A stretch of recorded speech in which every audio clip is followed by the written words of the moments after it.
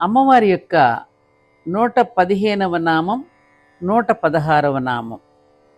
115 భద్రప్రియాయై నమః, 116 భద్రమూర్త్యై నమః.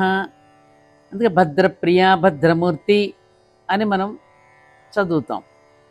భద్రప్రియాయ నమః అంటే శుభములు శ్రేష్టములు అయిన వాటి యందు ఇష్టము కలిగినది అని అర్థం. అంటే శివుడికి ప్రియమైనది.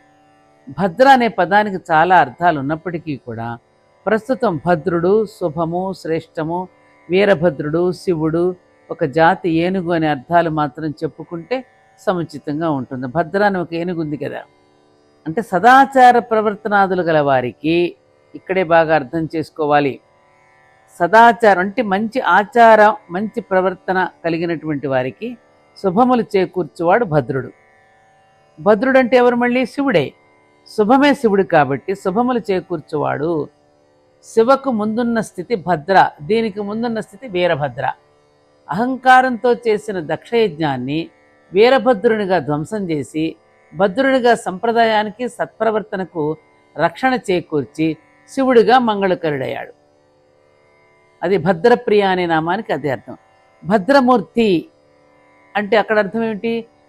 భద్రమూర్తయే నమః అని చెప్పుకోవాలి నమస్కరించేటప్పుడు. భద్ర అంటే మళ్ళీ శుభమైన లేదా మంగళకరమైన మూర్తి, స్వరూపము గలది.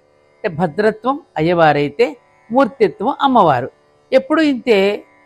గుప్త లక్షణం అయ్యవారైతే దాని వ్యక్త రూపం అమ్మవారు. అంటే శుభ లేదా మంగళకర లక్షణమే రూపముగా కలిగదని ఈ నామానికి అర్థం.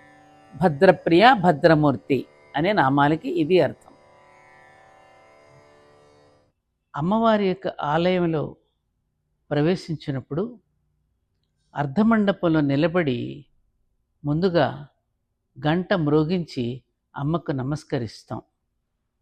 అలాగే అమ్మవారి యొక్క నామాలలో ప్రవేశించే ముందు గంట మ్రోగించండి.